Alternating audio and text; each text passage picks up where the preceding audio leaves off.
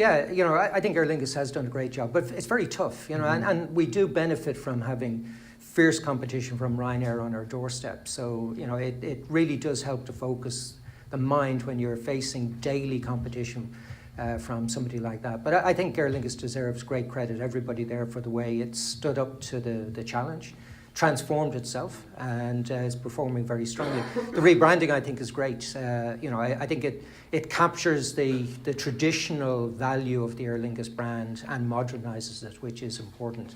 You know, people probably don't remember, but you know, back when we were trying to restructure Aer Lingus back in 2001, 2002, and we were desperate to do anything.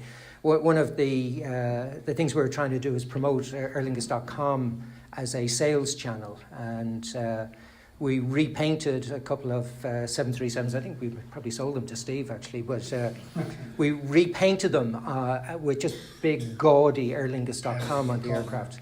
But what we hadn't, and we didn't organise this, but I have to say it was a piece of media genius that it worked out this way, that the first aircraft came out of the hangar in this new scheme on St. Patrick's Day. And the thing about it was, when I showed Tom Mulcahy, who was the chairman, I showed him this new livery that just had aerlingus.com.